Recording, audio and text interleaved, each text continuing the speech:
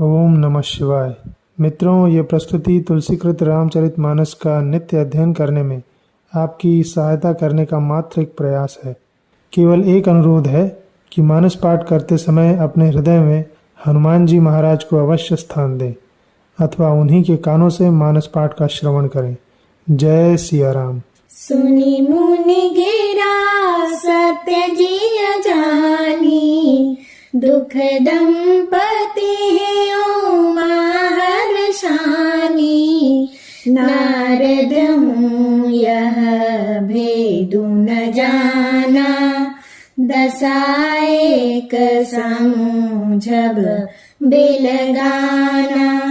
नारद मुनि की वाणी सुनकर और उसको हृदय में सत्य जानकर पति पत्नी हिमवान और मैना को दुख हुआ और पार्वती जी प्रसन्न हुई। नारद जी ने भी इस रहस्य को नहीं जाना, क्योंकि सबकी बाहरी दशा एक सी होने पर भी भीतरी समझ भिन्न भिन्न थी। सकल सखी गिरी जागिरी मैना, पुलक शरीर भरे जल नैना।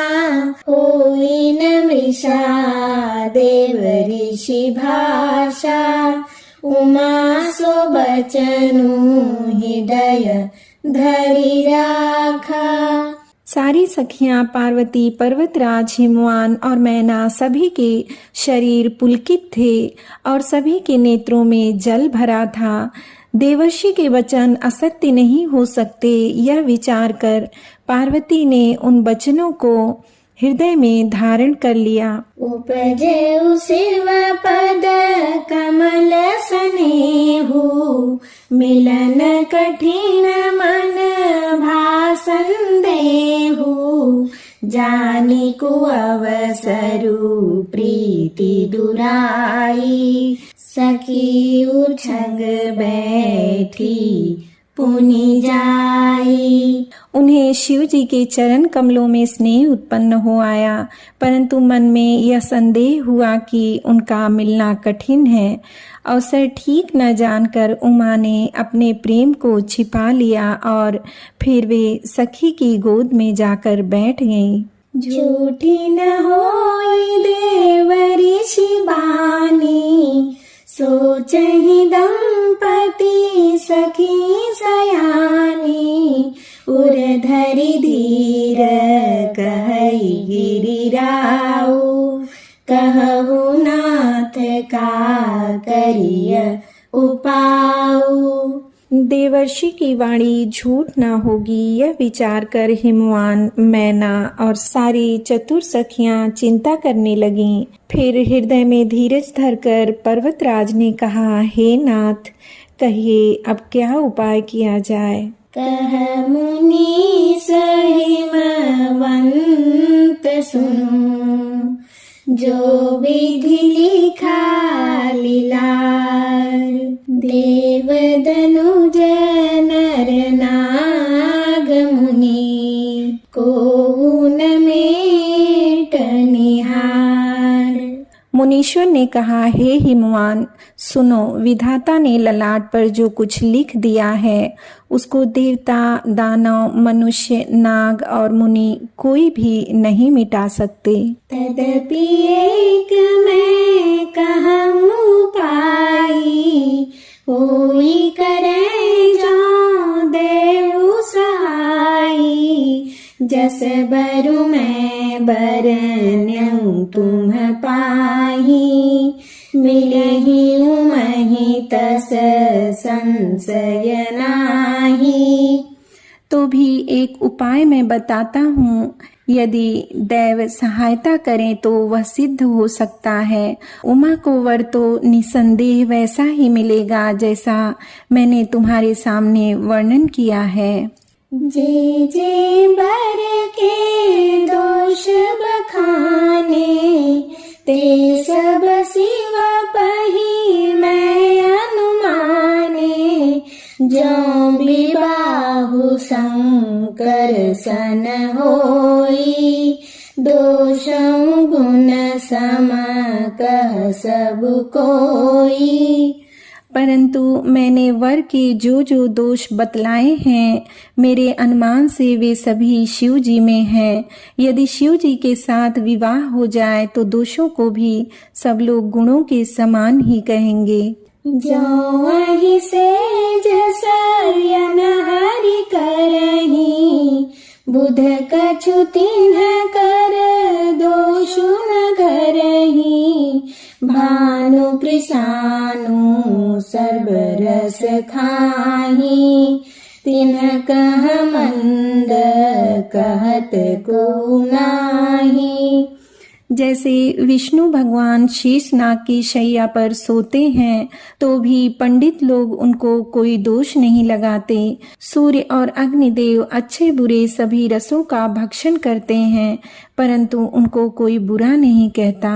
शुभ अरु अशुभ सलिल सब बहई, सुरसरी को अपुनीत न कहई।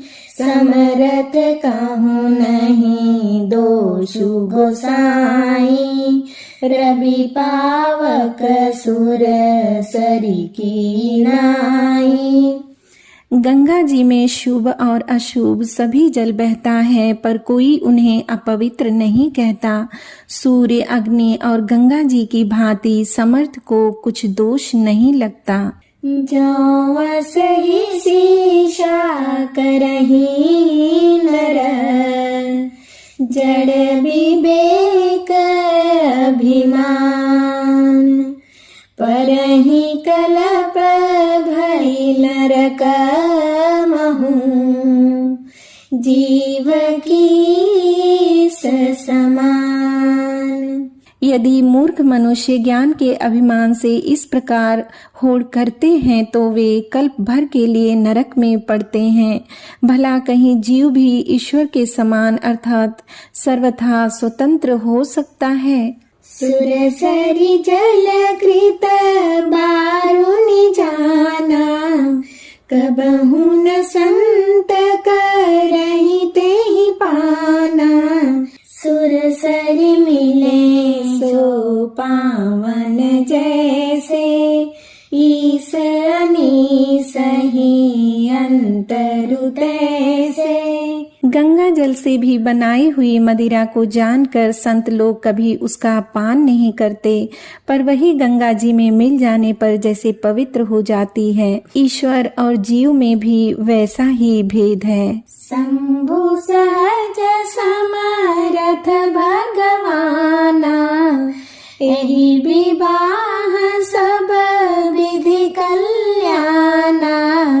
दुराराध्य पैहि महेशु, आशुतोष पुनि की कलेशु।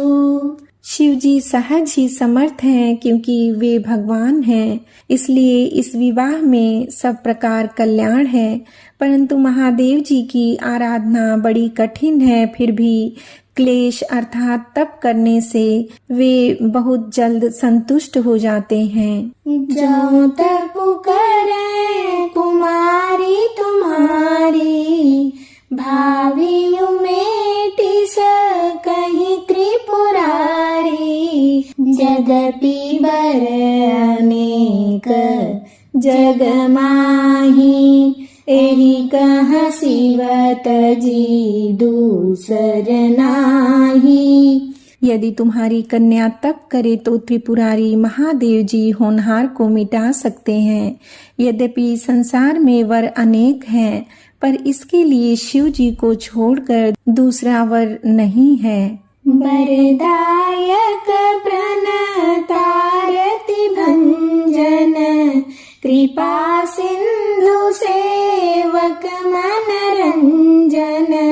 इच्छित फल बिनु शिव अवराधे, लहियन कोटि जोग जप साधे। शिव जी वर देने वाले, शरणागतों के दुखों का नाश करने वाले, कृपा के समुद्र और सेवकों के मन को प्रसन्न करने वाले हैं। शिव जी की आराधना किए बिना करोड़ों योग और जप करने पर भी वांछित फल नहीं मिलता। अस कहि नारद सुमिरी हरि, गिरिजहि दीन्हि असीस। होई यह कल्याण अब, संशय तजाऊं गिरीश। ऐसा कहकर भगवान का स्मरण करके नारद जी ने पार्वती को आशीर्वाद दिया और कहा कि हे पर्वतराज, तुम संदेह का त्याग कर दो, अब यह कल्याण ही होगा।